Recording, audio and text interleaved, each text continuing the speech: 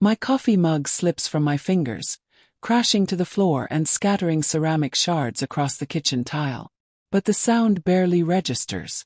I am too absorbed in the screen of my phone, staring at the latest social media updates.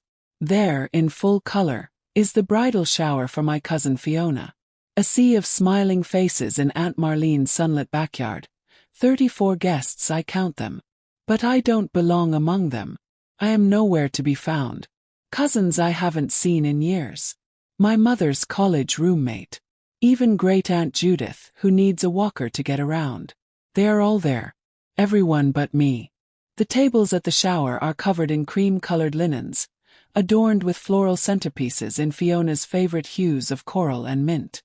Champagne flutes are raised in countless toasts, and in every picture, the people in attendance are smiling, laughing together. A celebration meticulously planned. A celebration I wasn't even aware of until now. The sting of exclusion is sharp, a bitter pill I didn't expect to swallow.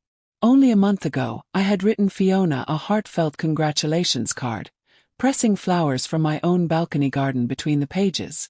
I had offered to help her with wedding materials, invites, programs, whatever she needed. A gesture from one cousin to another. I had thought we were close. But now, in the quiet of my Portland condo, a sharp realization sets in. I wasn't just forgotten. I was deliberately erased. Sitting on the kitchen stool, the weight of the moment presses down on me. I remember Thanksgiving just a few months ago, when Aunt Marlene had proudly announced Fiona's promotion to vice president at her bank. A major milestone for someone barely in her 30s. But when Aunt Marlene turned to me, her gaze shifted, the smile on her face faltering. She had spoken about me dismissively, referring to my little hobby of graphic design. Even when I had mentioned saving up for the down payment on my condo, the conversation had quickly turned back to Fiona's engagement ring, as if my accomplishments didn't measure up. I scroll through my phone again, unable to stop. Why wasn't I invited to Fiona's bridal shower? I can't help but wonder. Pressing my finger to the screen, I call my mother, hoping for an explanation.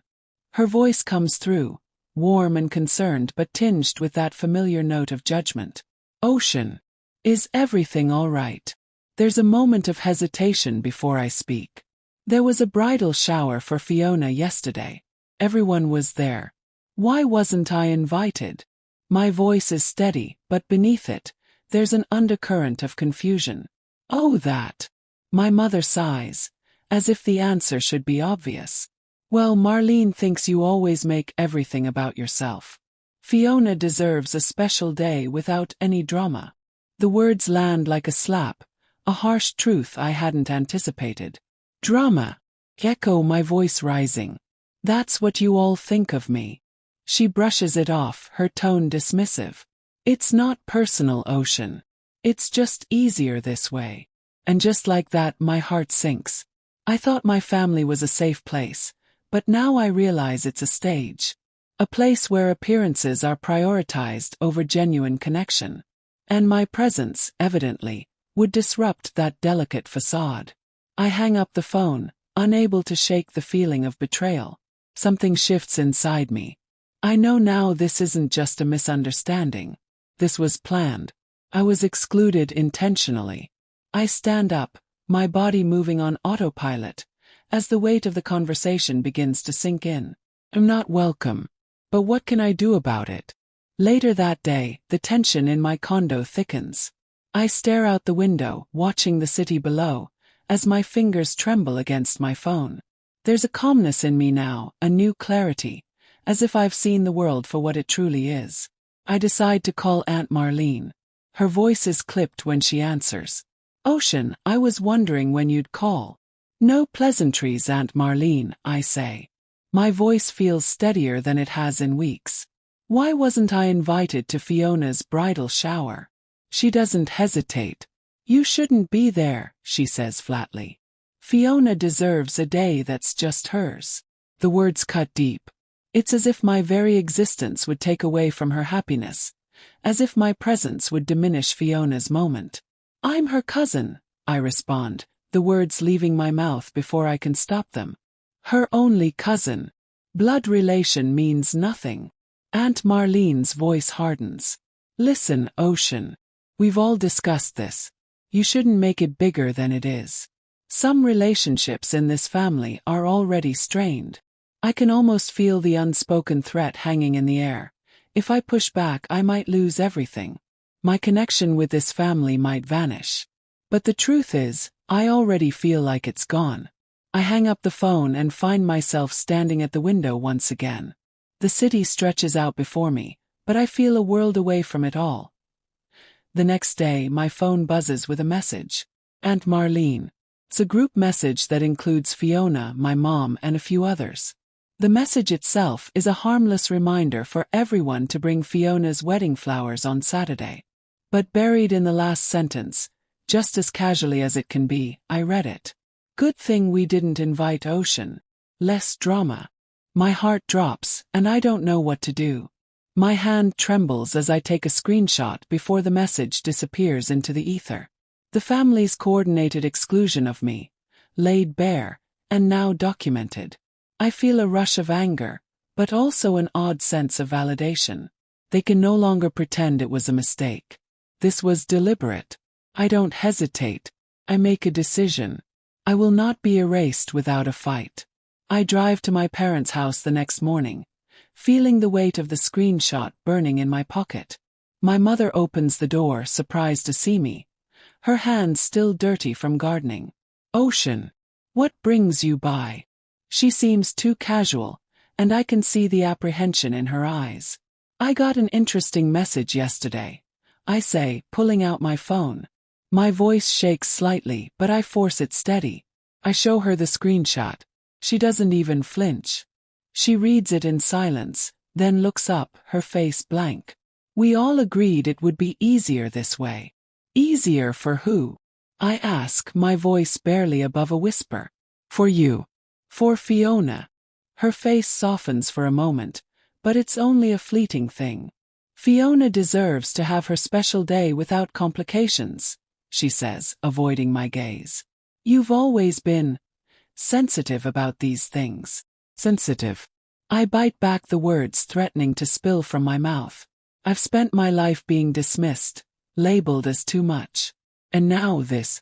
A deliberate campaign to erase me from their lives. My mother sighs. The same sigh she always gives when she doesn't want to face the truth. I hope you'll make the right decision, Ocean, she says, her voice soft but firm. This is for the best. Your father and I have been helping with your property taxes. If you make trouble over this.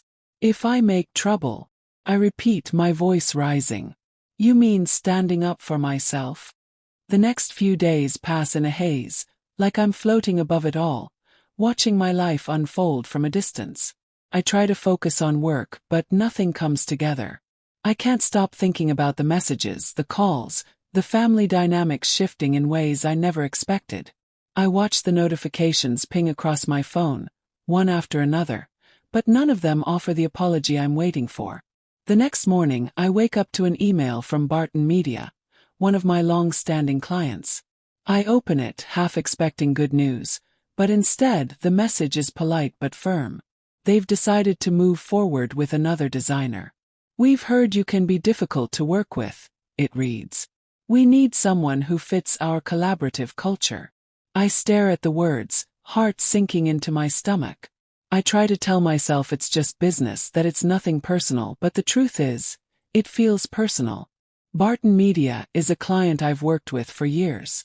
I can't help but notice the connections, the little threads tying this all together. My uncle plays tennis with their marketing director. I take a breath, trying to steady myself, but the loss is sharp, a wound that cuts deeper than it should. Just a few days later, I get another email. Westerly Home Goods, another major potential client. They've decided to go in a different direction as well. I'm no longer part of their plans. I wonder if they, too, have heard the whispers. The subtle things Aunt Marlene has been saying about me behind closed doors. And my mother's passive-aggressive comments. The consequences of exclusion, the way a simple narrative shift can cost you everything you've worked for, start to sink in. I spend the next few hours rearranging my portfolio, tweaking my website, trying to regain some control over my professional life. But it feels hollow.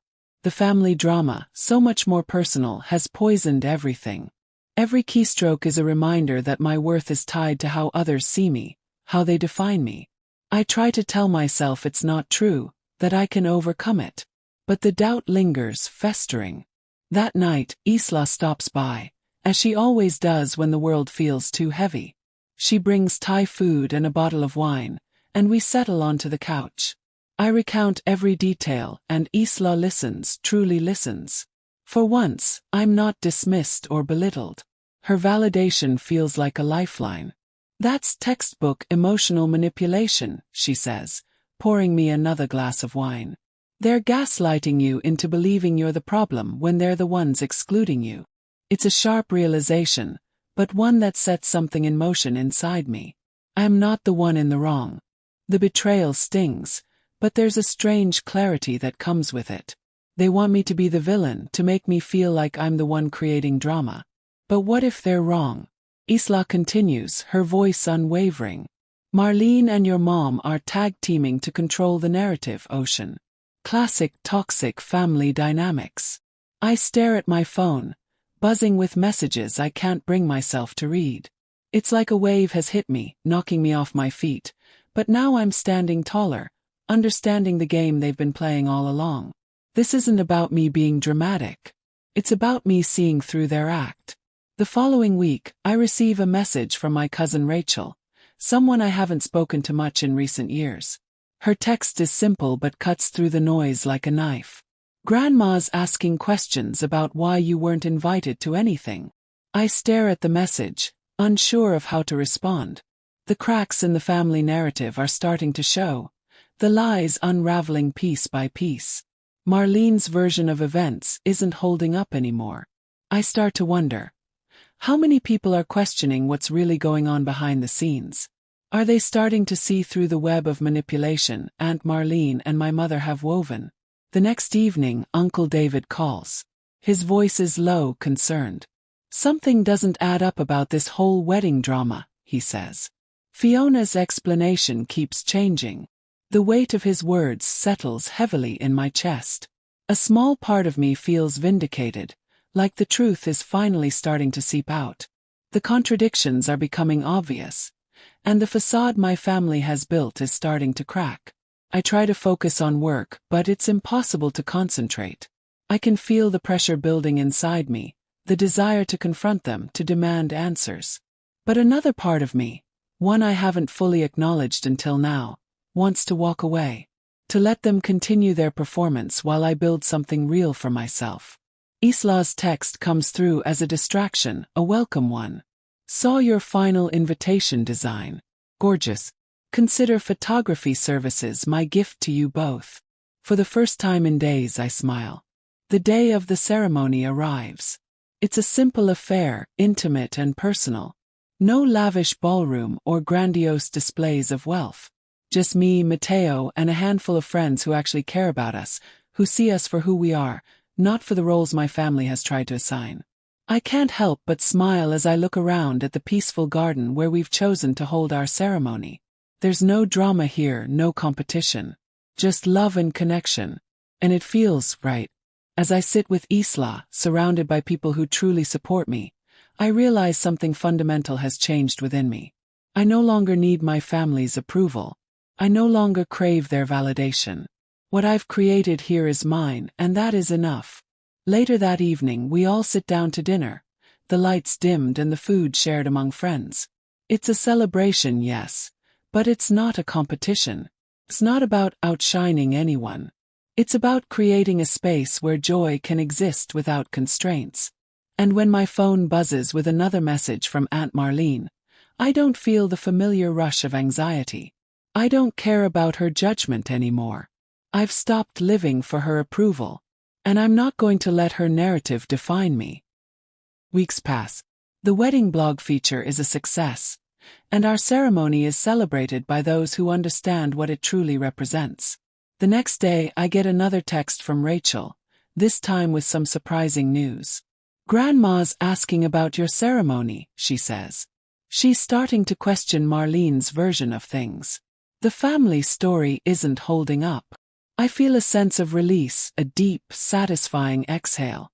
The truth is starting to come out, and I no longer need to be the one to force it. The cracks are visible now, and the story is unraveling. But as I sit on my balcony later that evening, watching the sun set over the city, I realize something even more important. I've moved past the need for vindication. I no longer need my family to accept me.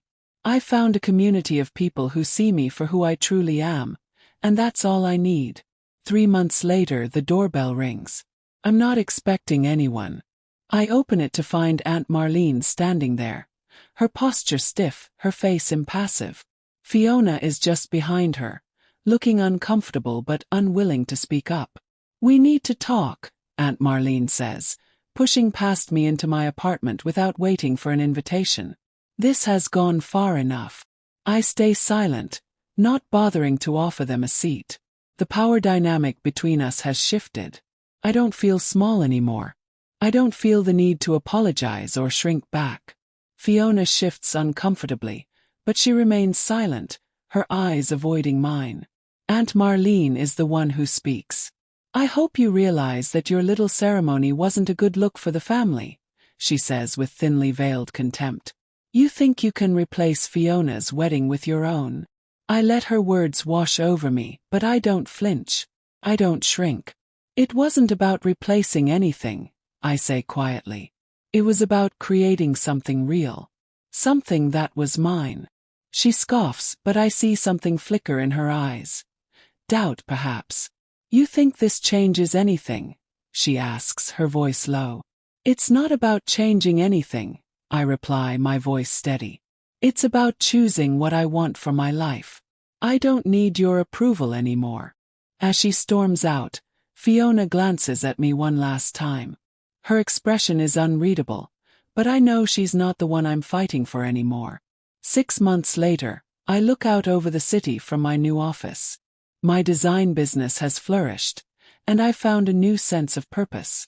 Matteo and I have settled into a new home, a modest apartment overlooking the ocean, but it feels like everything I've worked for. Isla visits regularly, and we laugh together as we work on new projects. For the first time in years, I feel like I'm living on my own terms. No longer bound by the expectations of a family that never truly understood me. I'm free to create the life I've always dreamed of. And as I stand at the window, watching the sunset paint the sky in brilliant hues of orange and pink, I know that I've found something more meaningful than the approval I once sought from my family. Found peace.